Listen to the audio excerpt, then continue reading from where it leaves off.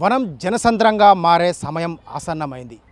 సమ్మక్క సారక్క దేవతలను గద్దెలపైకి తరలించేందుకు పూజారులంతా సిద్ధమైపోతున్నారు. So February 21 నుండి 24 తేదీ వరకు నిర్వహించే జాతర విశేషాలేంటి, ఈ జాతర సందర్భంగా ఆదివాసులు ఎలాంటి ఆచార సాంప్రదాయాలతో పూజలు నిర్వహిస్తారో ప్రస్తుతం మనతో పాటు సమ్మక్క సారక్క పూజారులు. ఈ జాతర విశేషాలేంటి వారి మాటలు తెలుసుకుందాం. చెప్పండి, అసలు ఈ జాతర సందర్భంగా ఎటువంటి పూజా కార్యక్రమాలు ఉంటాయి, ఈసారి జాతరలో ప్రత్యేకతలు ఏంటి?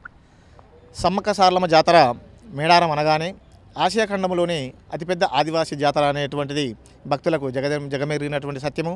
ఇప్పుడు ప్రస్తుతం ఇక్కడ మేము సమ్మక్క సారలమ్మ, పడిద్దరాజు, గోవిందరాజుల పూజారులము చిన్న సమావేశం ఉందని అనడంతో ఇక్కడికి రావడం జరిగినది.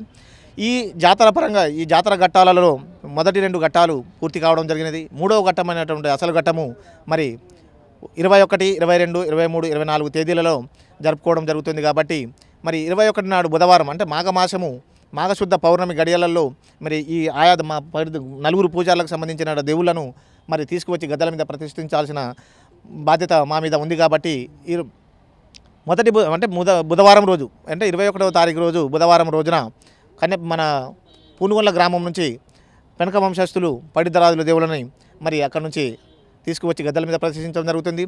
అదే రోజు మరి కొండాయి గ్రామం నుంచి ఏటునార మండలంలోని కొండాయి గ్రామం నుంచి దబ్గట్ల వంశస్థులు మరి గోవిందరాజుల దేవుడిని తీసుకువచ్చి గద్దెల మీద ప్రతిష్ఠించడం జరుగుతుంది.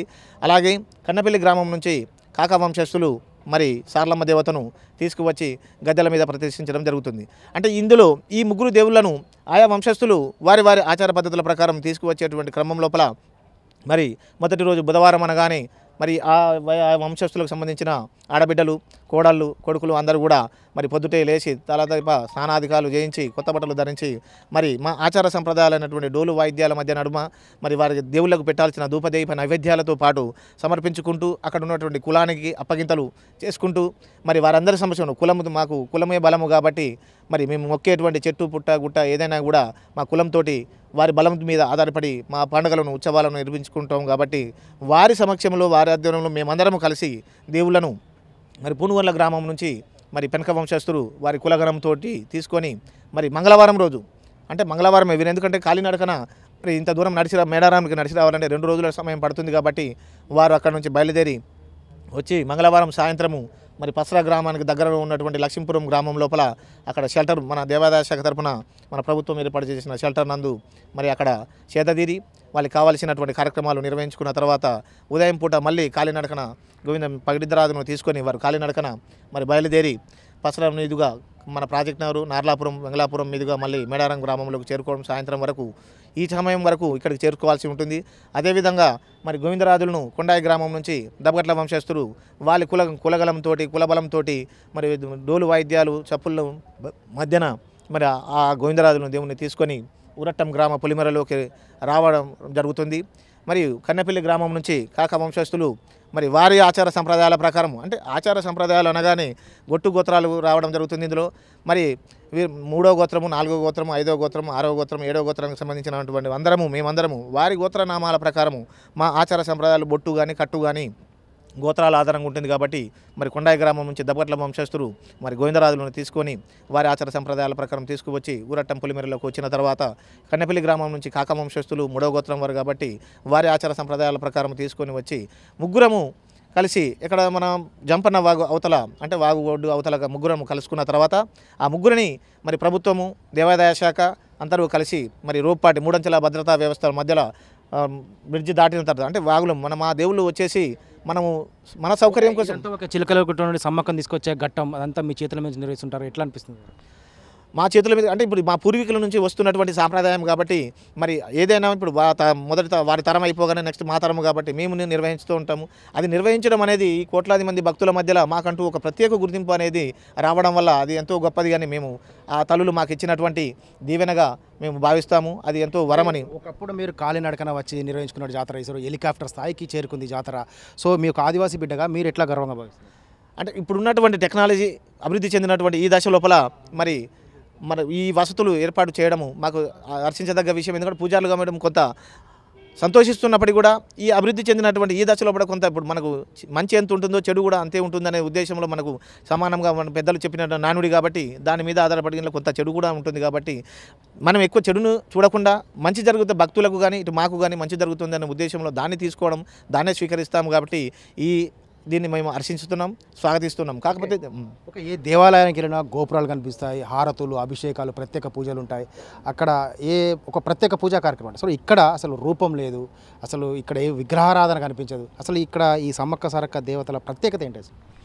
ఇప్పుడు ఆదివాసులు అనగానే అడవిలో నివసించేవారు అనేది మీ అందరికీ తెలిసినటువంటి సత్యమే. మేము ప్రకృతి ఆరాధకులం మరియు మాతృ ఆరాధన అంశాల ప్రకారము మేము తల్లిపరంగా వచ్చేటువంటి సంతానం అంటే మాకు ఉన్నటువంటి విధానం ద్వారా మరి మేము మాతృ ఆరాధన అంశాల ప్రకారము మా దేవుళ్ళను కొలుచుకోవడం జరుగుతుంది. మరి మా పూర్వీకుల నుంచి మాకున్నటువంటి మా దేవుళ్ళకు విగ్రహాలు, రూపము, ఆకారం అనేది లేదు, పూజా విధానం లేదు. మాకు నోటితో ఉచ్చరించేటువంటి మనం జనరల్ దేవస్థానాలలో చూసినప్పుడు బ్రాహ్మణిజం ప్రకారము ఉపనిషత్తుల వాటి ప్రకారము పద్యాలు కానీ ఉచ్చరించడం జరుగుతుంది. కానీ ఇక్కడ మాకు చేతితోటి పని తప్ప నోటితోటి పని లేదు. మేము చేసేటువంటి పూజ కావచ్చు, విధానం కావచ్చు, ఏదైనా కానీ అది ముగ్గు కావచ్చు, ఏదైనా కానీ మాకు చేతితోటి పని ఉంటుంది తప్పగా నోటితోటి అనేది ఇక్కడ మాకు పని లేదు. మా పూజా విధానం మొత్తం చేతితోటి చేతితోటి మాటతోటి కాకుండా చేతితోటే ఉంటుంది. ఈ విగ్రహ ఆరాధన అంటే మాకు రూపం అనేది లేదు. మాకు చెట్టు అయినా మాకు ఉన్నటువంటి సామెత చెట్టు, పుట్ట, గుట్ట. మా ఆదివాసులు దేన్ని కొలిసినా అది మాకు దేవుడితో సమానమే. అది చెట్టు అయినా కావచ్చు, గుట్ట అయినా కావచ్చు, పుట్ట అయినా కావచ్చు. అది బెల్లం ఎందుకు సమర్పిస్తారు సమ్మక్క? అసలు బెల్లము అనేది అంటే ఇప్పుడున్న ప్రస్తుత కాలంలో అభివృద్ధి చెందినటువంటి ఇప్పుడు వ్యవసాయ ధాన్యాలు కావచ్చు, కాకపోతే పంట పడి అన్నీ మనకు లభ్యంగా అవుతున్నాయి కాబట్టి మరి ఆయా దేవుళ్ళకి మనకు ఆదివాసులు అనగానే మొదటి నుంచి అడవిలో నివసించే వారం అనేది ఎక్కడికి వెళ్ళినా చెప్పేటువంటి సత్యము.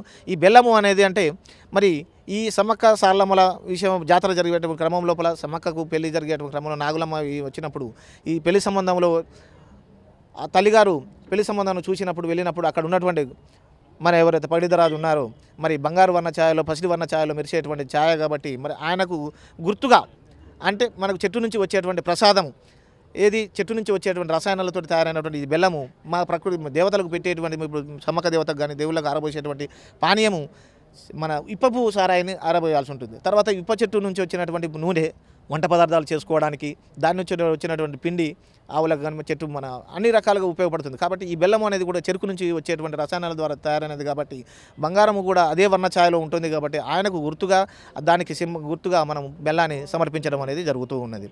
సో ఈసారి జాతరకు పూర్తిస్థాయిలో సిద్ధమైపోయారా? ఎట్లా ఉంది ఏర్పాటు? మా పూజార్ల పరంగా మేము చేసుకోవాల్సిన ఏర్పాట్లు ఇప్పుడు దాదాపుగా 100% కంటే ఎక్కువనే చేసుకొని రెడీగా ఉన్నాం, సిద్ధమైన. కాకపోతే ప్రభుత్వ పరంగా చేయాల్సినటువంటి కార్యక్రమాలలో మరి ఇప్పుడు దాదాపుగా 99% అనేది అంటే ఇప్పుడు కొత్త ప్రభుత్వం ఏర్పడి నెల రోజుల్లో జాతర రావడము, దానికి సంబంధించిన బడ్జెట్ కొంత మంజూరులు అంటే అనుమతులు రావడం కొంత లేట్ అయినప్పటికీ కూడా మా స్థానిక ఎమ్మెల్యే గారు మరియు మంత్రి గారు కాబట్టి సీతక్క గారు కాబట్టి సాధ్యమైనంత వరకు ఇక్కడే 2 రోజులకు ఒకసారి సమీక్షలు ఏర్పాట్లు చేసుకుంటూ అధికారులని అప్రమత్తం చేస్తూ సాధ్యమైన 100% పనులు పూర్తి చేసే విధంగా ప్రయత్నం చేస్తున్నారు. సో ఇది ఆదివాసీలంటే పూర్తిగా ప్రకృతిని ఆరాధించే భక్తులు వీరంతా. సో ఆదివాసీ ఆచార సాంప్రదాయాల ప్రకారం మేడారం సమ్మక్క సారక్క జాతరకు పూర్తి స్థాయిలో ఏర్పాట్లు చేశారు. ఇక సమ్మక్క సారక్క దేవతలు గద్దెలపై కొలువు తీరడమే తడువాయి. భక్తులు కూడా వేలాదిగా ఇప్పటికే తరలి వస్తున్నారు. ఈసారి జాతరకు 1,50,00,000 మంది భక్తులు హాజరవుతారని అంచనా వేస్తున్నటువంటి తెలంగాణ రాష్ట్ర ప్రభుత్వం అందుకు తగిన ఏర్పాట్లు చేపట్టింది. ఇటు ఆదివాసీలు కూడా వారి ఆచార సాంప్రదాయాలు ఏమాత్రం పొల్లుపోకుండా జాతర నిర్వహించడం కోసం కూడా పూర్తి స్థాయిలో సిద్ధమైపోయారు. కెమెరా పర్సన్ మున్నాతో పెద్ది, TV9 మేడారం.